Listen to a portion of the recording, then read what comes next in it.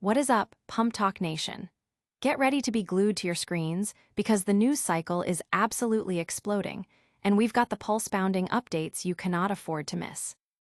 From incredible stories of resilience to the hottest gaming drops and major strategic plays, this is the speed of information, and we're bringing it to you live.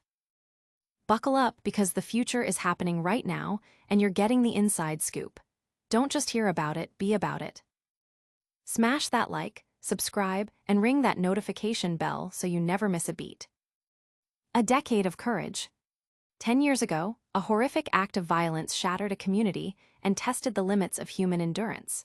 Today, we delve into the powerful story of Vicki Gardner, a survivor of the WDBJ shootings, as she prepares to release her deeply personal book, The Consequences of Survival. This isn't just a recounting of a tragic event.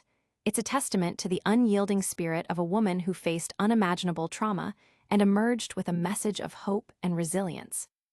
Gardner, the former executive director of the Smith Mountain Lake Chamber of Commerce, was critically injured during the 2015 on-air attack that claimed the lives of WDBJ journalists Adam Ward and Allison Parker.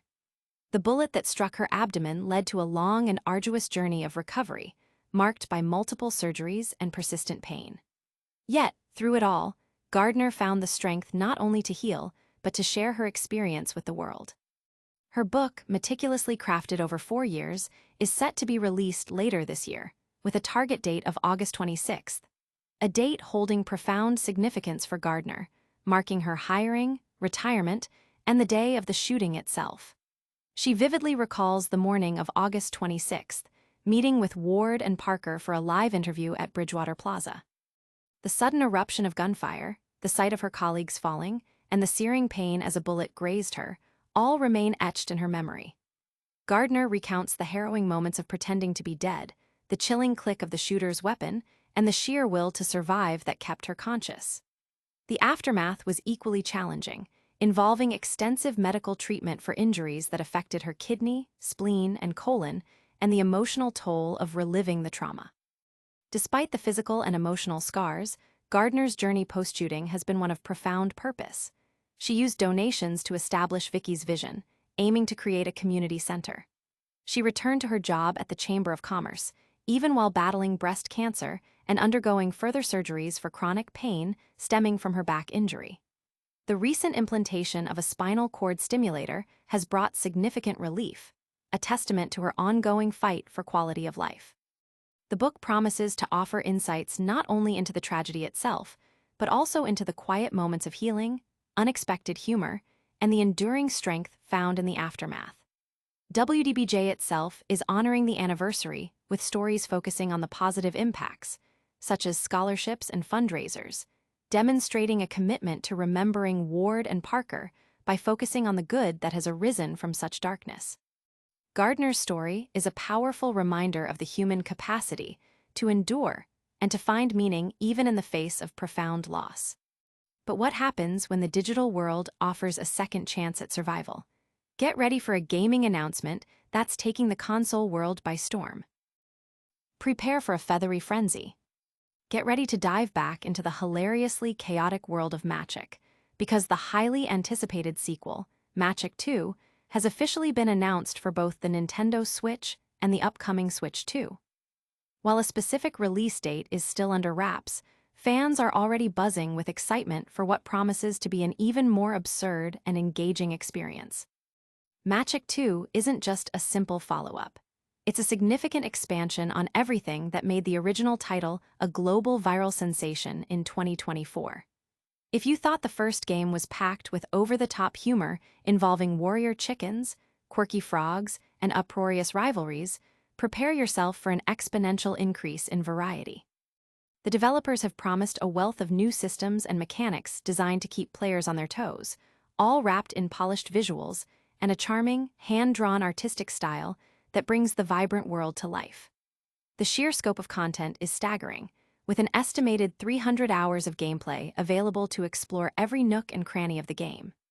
This means countless levels, challenges, and secrets await those brave enough to embark on this unique adventure. Whether you're a returning fan eager to revisit the established madness or a newcomer looking for a gaming experience unlike any other, Machick 2 seems poised to deliver. The developers are clearly aiming to build upon the unique blend of action, strategy, and sheer silliness that captured the hearts of players worldwide. The announcement for both current and next-generation Switch consoles also signals a commitment to accessibility, ensuring a broad audience can experience the mayhem.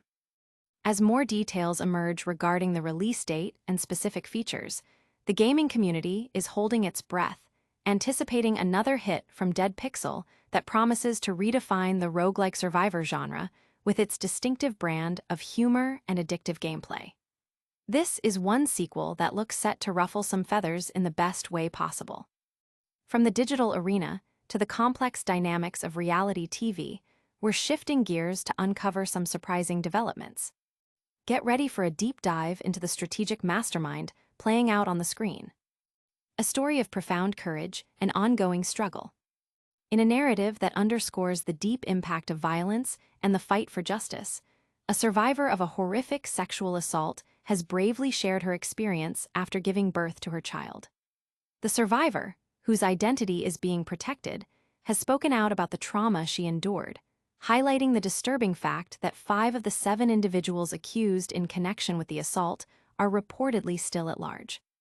This deeply concerning revelation brings to light the severe emotional and psychological toll such experiences have on victims, compounded by the ongoing threat posed by perpetrators who have not been apprehended.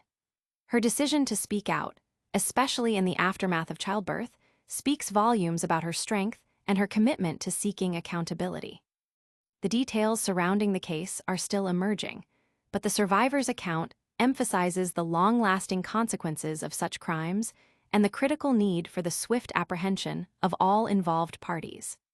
This situation brings into sharp focus the challenges victims face in the justice system and the importance of support networks during their recovery. The community's response has been one of solidarity and concern, with many calling for increased efforts to bring the remaining accused individuals to justice. The survivor's bravery in sharing her story serves as a powerful reminder of the battles many face, often in silence, and the urgent need for societal support and systemic change to protect vulnerable individuals and ensure perpetrators are held accountable for their actions. The strength shown by this survivor, particularly as she navigates motherhood, is truly remarkable and highlights the resilience of the human spirit even in the face of immense adversity. The ongoing legal proceedings and the search for the remaining suspects will be closely watched, with hopes that justice will ultimately prevail for the survivor and her child. Now, let's switch gears from the courtroom drama to the strategic battleground of a popular competition show. Prepare to dissect the latest episode's intricate maneuvers and surprising blindsides. The game is afoot, and alliances are crumbling faster than ever. In the latest episode of the intense competition, the players are finding that the bonds they thought were solid are anything but, as the endgame tightens its grip. Luke and Janine are back at camp, reflecting on a recent blindside, and they've realized that their previous strategy, centered on national loyalty, is proving insufficient in a game where individual ambition reigns supreme. They understand the need to adapt and play a more cunning game if they hope to survive the increasingly treacherous waters ahead. Janine is actively working to sow discord among the international players, attempting to leverage information and create distrust, particularly targeting Cass and Parvati. However, Parvati remains skeptical, unsure of whom to trust. Her core issue this episode revolves around trust, especially after forming a new alliance with Siri, Kirby, and Shoni. While excited about this potential powerhouse group, particularly her connection with Kirby, Parvati harbors doubts, questioning if the situation is too good to be true. This skepticism is fueled by Kirby's reputation as someone who readily turns on allies and enjoys blindsides. Janine further exacerbates these doubts by subtly portraying Kirby as a threat to Siri, creating a rift within the new foursome. Siri, while agreeing with Janine's assessment, recognizes the difficulty in convincing Parvati to join in on a potential move against Kirby. The tension escalates at the immunity challenge, another grueling endurance test where Parvati and Cass find themselves in a head-to-head showdown. Curiously, neither brings up a previous deal they made, leaving the audience to wonder if they are trying to keep it secret or if the dynamics have shifted entirely. Parvati ultimately concedes the challenge, a move that leaves Cass immune. With Cass safe, attention shifts to Lisa as a potential target, a plan that initially garners support from Kirby, Luke, and Janine. However, the strategic landscape is constantly shifting. Shoni, viewing the current alliance as lacking long-term potential, proposes a new strategy to Luke, leveraging the remaining world players to make a significant move. Luke embraces this idea, pitching a plan to target Ciri to Lisa and Cass. Simultaneously, Kirby is becoming a focal point for Janine and Ciri, who are contemplating a move against her, believing they can align with the three Nanas players. Kirby, meanwhile, continues to assure Parvati of her loyalty, yet senses Parvati's hesitation. Kirby admits her trust issues stem from a past instance where Firas failed to uphold a promise to play an idol for her. Parvati is caught in a difficult position, enjoying her dynamic with Kirby, but also aware of her close friendship with Ciri and the established women's alliance.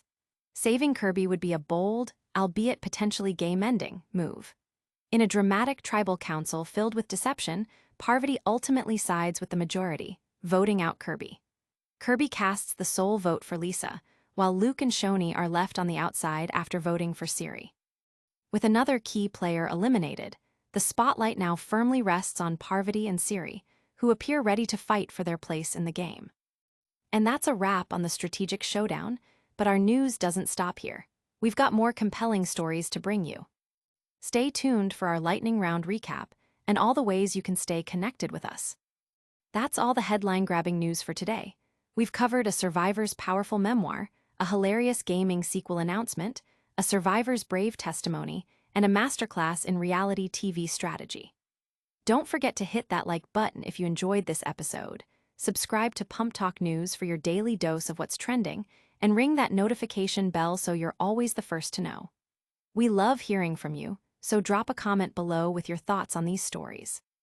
And for even more exclusive content and behind-the-scenes action, make sure to follow us on all our social media channels. Until next time, stay informed, stay inspired, and stay pumped.